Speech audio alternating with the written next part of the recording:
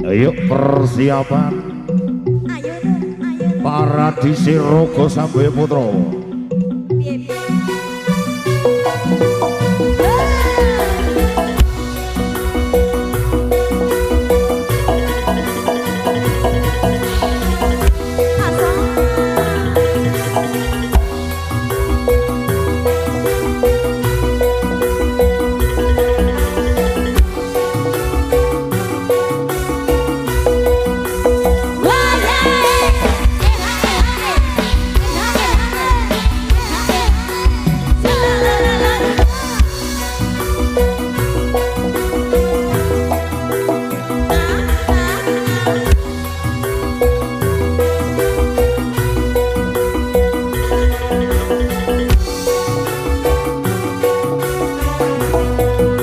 Assalamualaikum warahmatullahi wabarakatuh. Perkenalkan, nama saya Dedi Faizal dengan NIM 22403169.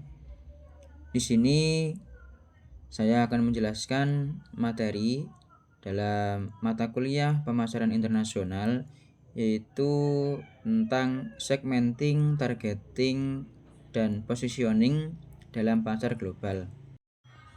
Baik, di sini ada 4 sub pembahasan yang akan kita bahas untuk kesempatan pada kali ini.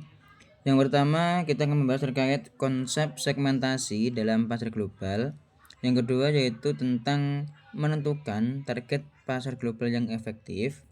Yang ketiga yaitu tentang strategi positioning produk atau merek di pasar internasional.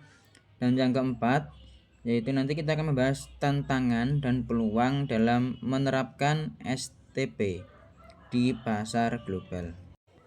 Baik, kita akan membahas materi yang pertama yaitu tentang konsep segmentasi dalam pasar global. Jadi secara umum itu menurut Kotler Armstrong bahwasannya segmentasi pasar adalah proses membagi pasar menjadi kelompok-kelompok kecil dari pembeli yang memiliki kebutuhan, karakteristik atau perilaku yang berbeda, sehingga mungkin memerlukan produk atau strategi pemasaran yang berbeda.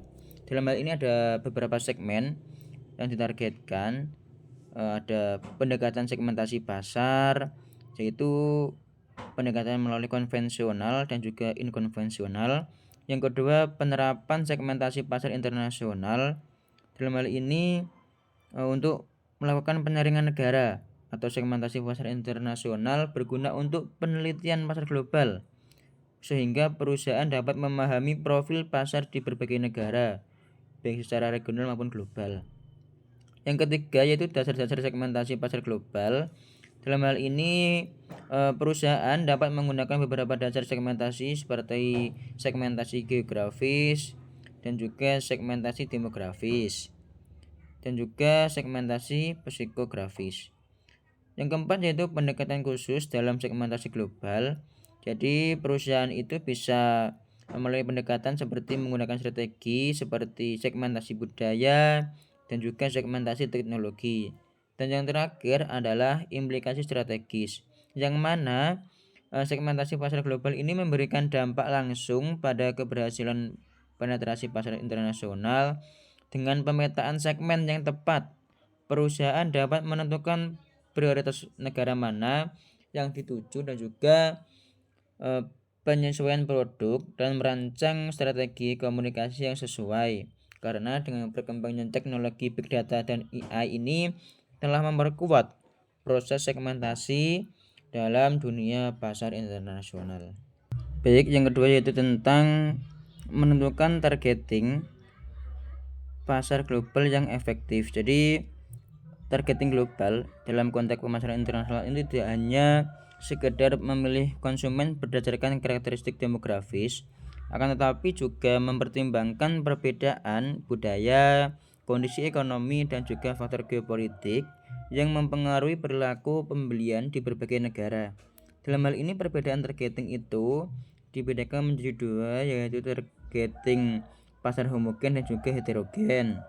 Jadi dalam homogen itu perusahaan dapat menerapkan strategi pemasaran yang lebih terstandarisasi Sebaliknya, pasar homogen ini memiliki karakteristik konsumen yang sangat bervariasi, baik dari segi budaya, gaya hidup, maupun daya beli. Dalam strategi targeting ini ada 3. Yang pertama adalah global marketing, yaitu menawarkan satu produk dalam satu program pemasaran untuk seluruh dunia.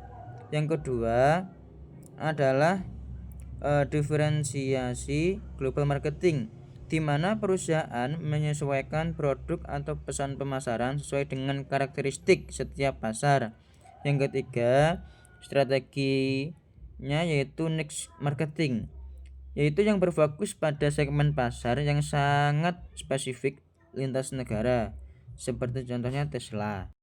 Baik, materi yang ketiga yaitu strategi positioning produk atau merek di pasar internasional. Jadi, strategi positioning ini adalah merupakan proses penting dalam pemasaran global yang bertujuan untuk menanamkan citra dan nilai produk di benak konsumen sasaran secara kompetitif. Dalam strategi positioning ini merupakan strategi yang berusaha menciptakan diferensiasi yang unik dalam benak konsumen sasaran sehingga terbentuk citra atau image merek atau produk yang lebih unggul dibanding dengan brand pesaing. Dalam hal ini ada beberapa strategi yang digunakan secara umum, yaitu positioning berdasarkan atribut produk, positioning berdasarkan harga, positioning berdasarkan kualitas, positioning berdasarkan penggunaan, dan juga positioning berdasarkan pesaing.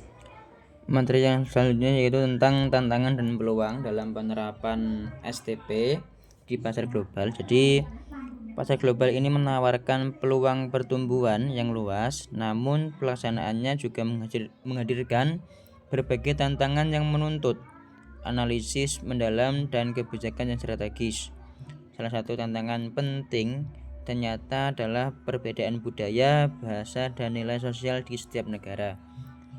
Pada kali ini kita akan membahas beberapa tantangan dan peluang melalui beberapa aspek.